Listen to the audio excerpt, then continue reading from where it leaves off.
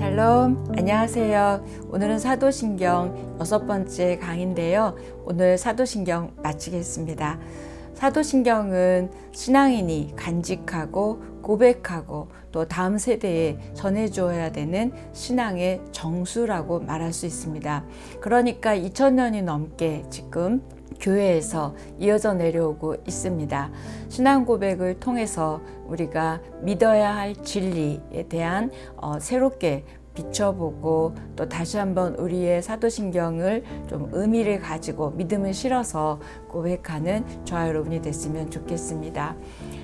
사도신경의 마지막 구절인 거룩한 공회와 성도가 서로 교통하는 것과 죄를 사하여 주시는 것과 몸이 다시 사는 것과 영원히 사는 것을 믿습니다. 이때 이 믿습니다라는 이 믿음에 대한 내용이 여러 가지가 나오죠. 드디어 이 사도신경의 마지막 부분에 우리가 도달했습니다. 사도신경은 개인의 구원, 또 개인의 죄사함, 영생으로 이어지는 것을 고백하기 전에 교회를 먼저 고백합니다. 아마 신앙 공동체의 중요성을 강조하려고 하지 않았나 저가 그런 생각이 들더라고요. 거룩한 공회를 믿는다고 말하기 전에 지난 시간에 우리가 성령을 믿습니다 했고 성령을 믿으며 거룩한 공회와 이렇게 이어지잖아요.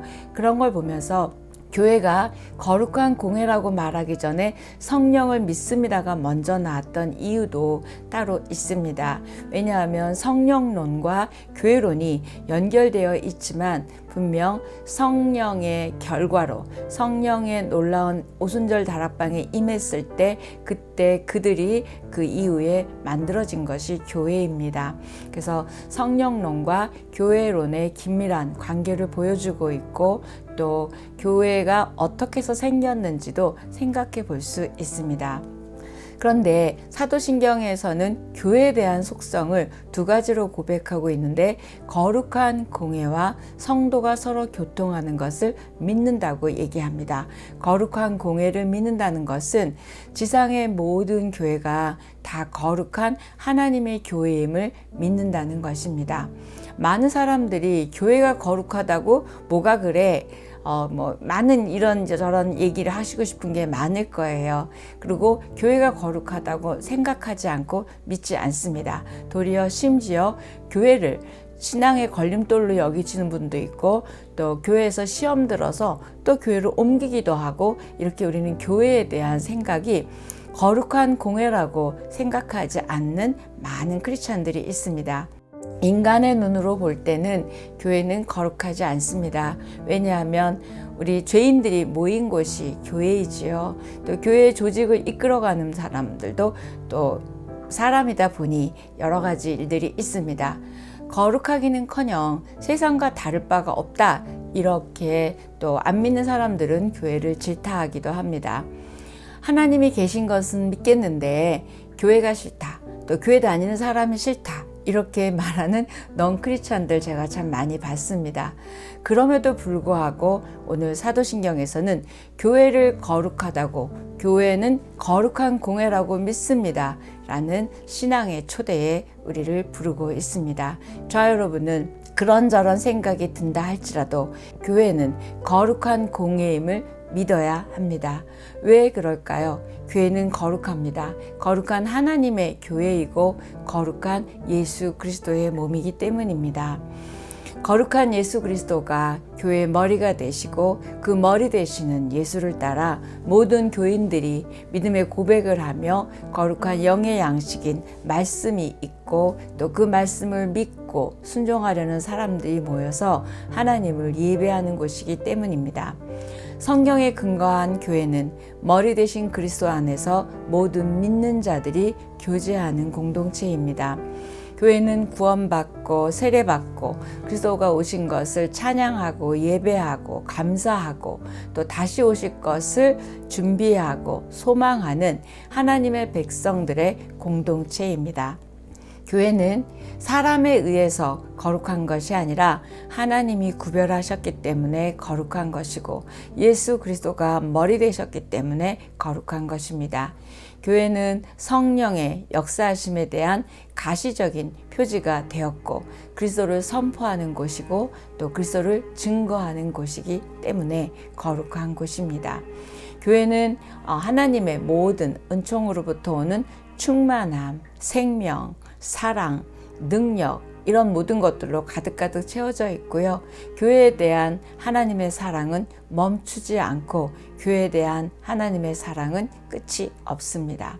교회는 이 땅에서 그래서 하나님의 대리자로 거룩한 일을 보여주고 거룩한 사람들이 되어져가는 전진기지가 되어야 할 것입니다.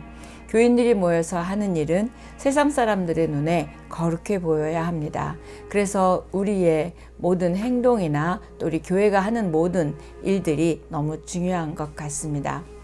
거룩한 교회에 속한 저와 여러분도 거룩한 교회입니다. 한 사람 한 사람도 교회인 거 아시잖아요.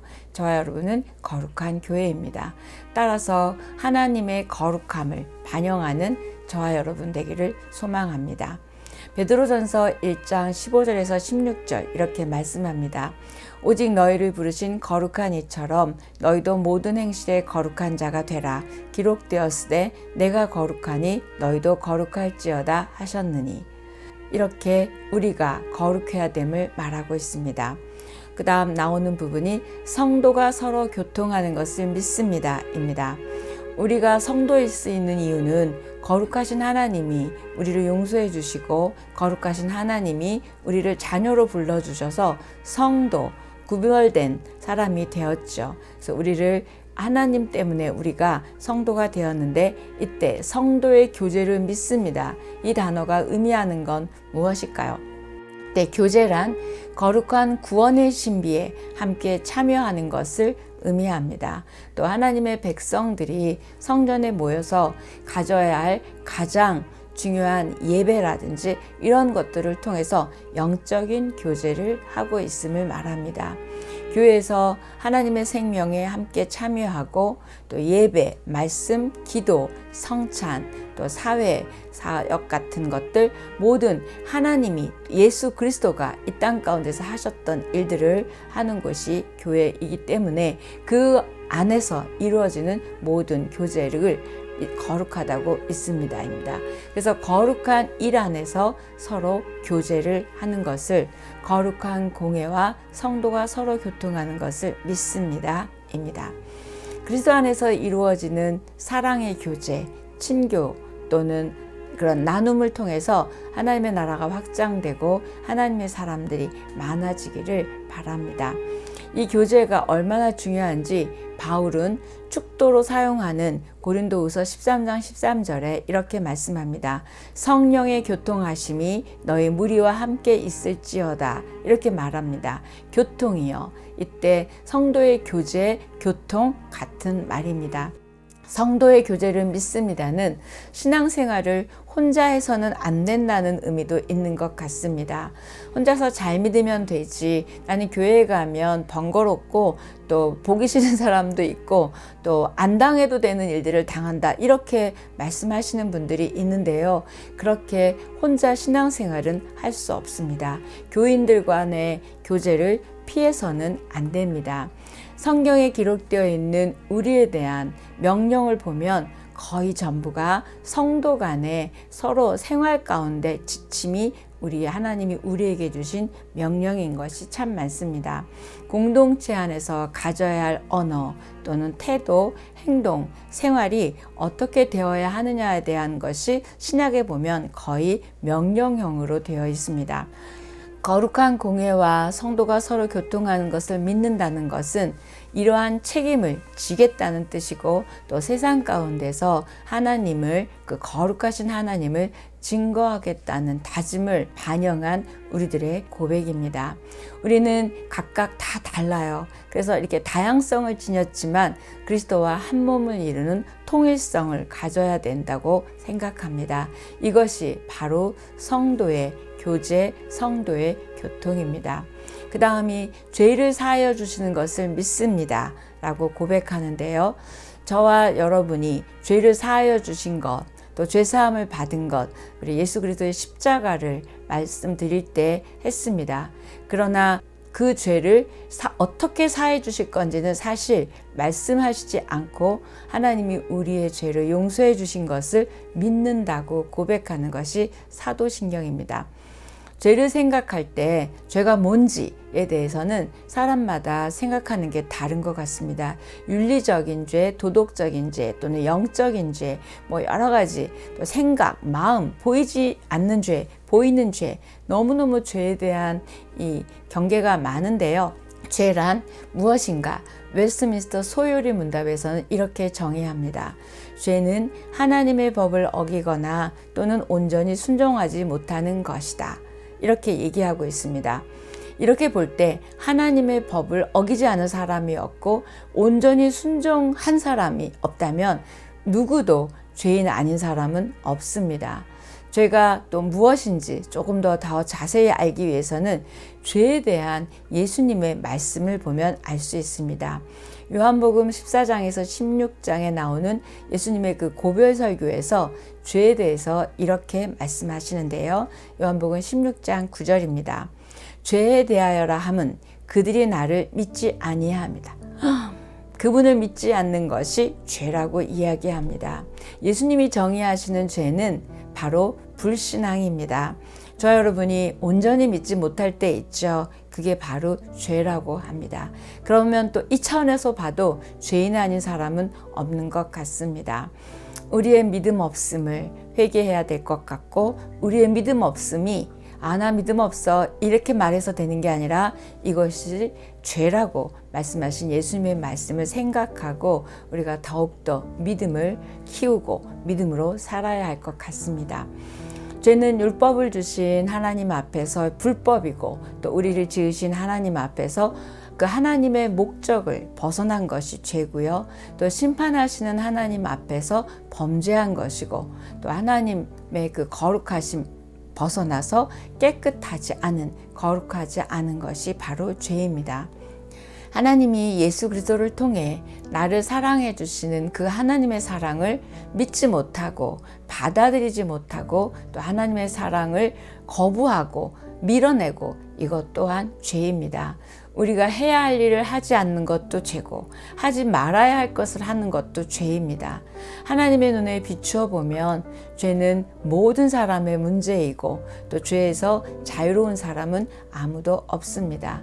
그런데 좋은 소식이 있습니다. 그게 바로 우리가 죄를 용서받을 수 있다는 것입니다.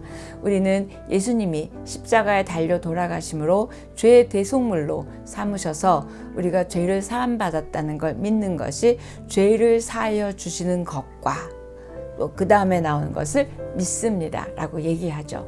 시편 130편 4절, 여호와여 주께서 죄악을 지켜보실진대 주여 누가 서리이까?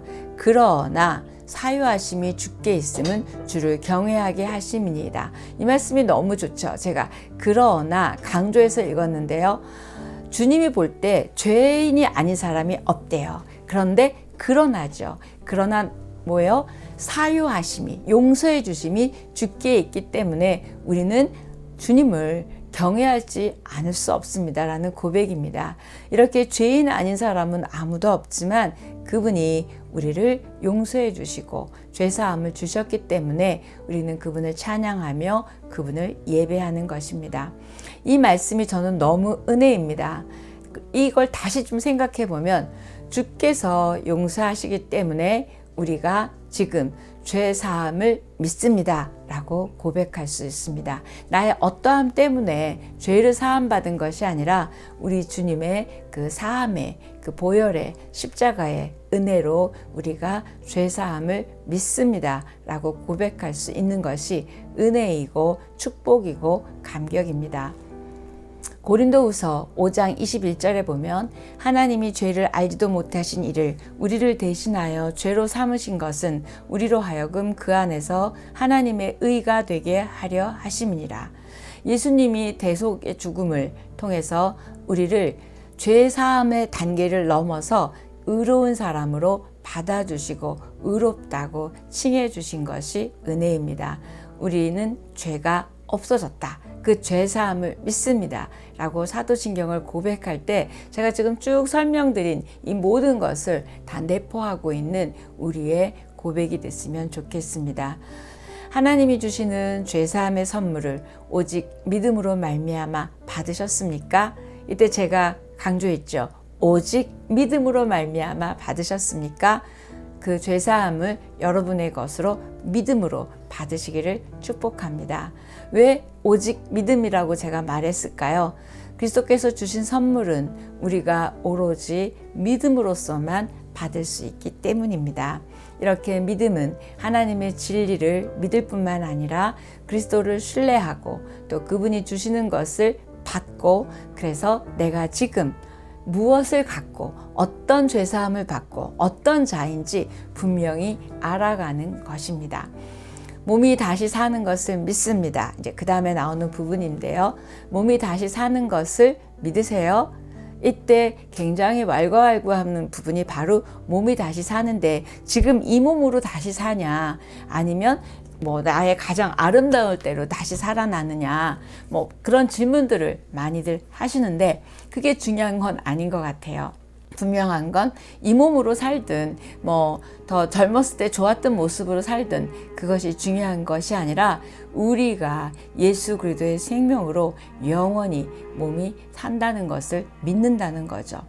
죽음은 인간의 근본적인 문제입니다. 세계의 다른 종교라든지 철학이라든지 이념 중에서 기독교만이 죽음을 정복했습니다. 죽음에 대해서 그걸 정복한 종교, 철학, 이념 없습니다. 기독교 신앙은 예수님의 육체가 무덤에서 다시 살아나 지금 하늘에서 영원히 사신다는 그것을 믿고 또 우리도 그렇게 될 것을 소망하는 것이 바로 기독교 신앙입니다. 요한복음 5장 28절, 29절 무덤 속에 있는 자가 다 그의 음성을 들을 때가 오나니 선한 일을 행한 자는 생명의 부활로, 그리고 쭉 이어집니다. 이때 무덤 속에 있는 자도 다 음성을 듣고 일어난다, 살아난다 라는 표현이 이렇게 요한복음에 나오고 있습니다.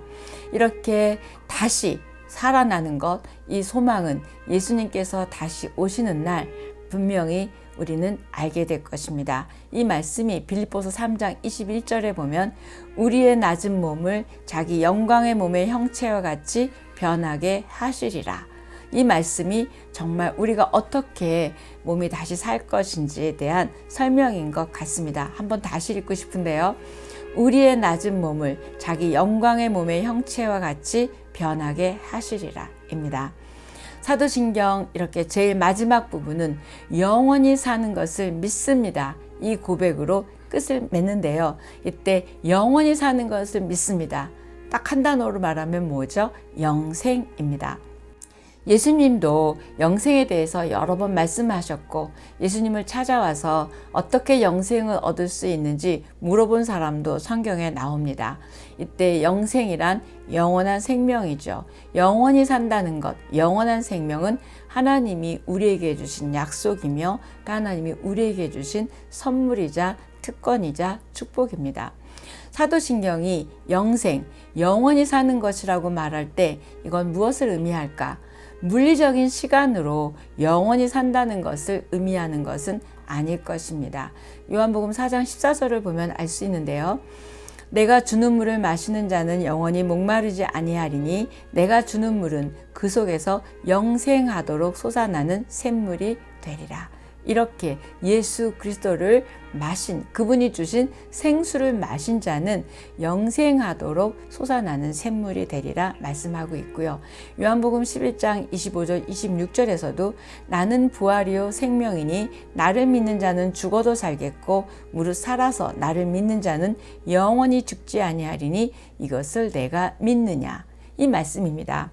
우리가 그분을 믿기 때문에 우리가 죽어도 사는 것이고 또 영원히 죽지 않는다는 것을 믿는 것이 바로 오늘의 고백입니다. 모리스 준델이라는 사람이 이렇게 말했습니다.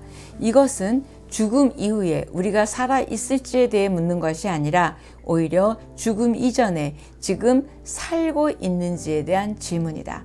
그러니까 영생은 죽고 나서 다시 영원히 사는 것이 아니라 지금 이 땅에서 살고 있을 때 영생으로 살고 있느냐는 거죠. 여러분 지금 호흡하고 살고 있는 그걸 의미하는 건 아니죠. 지금 여러분 살고 있습니까?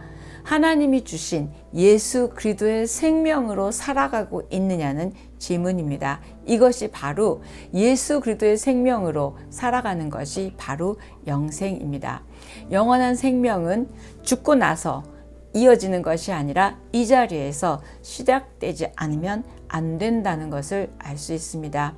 영원한 생명이란 부활의 영이신 성령 안에서의 삶을 말하고요. 영원한 생명을 가진 이 살아있는 존재로 살아갈 때 우리는 매 순간 하나님과 잇대어 살아가고요. 우리는 그 예수 그리스도의 생명으로 지금 오늘 살아가고 있는 것입니다. 날마다 여러분 사도신경을 고백하십시오.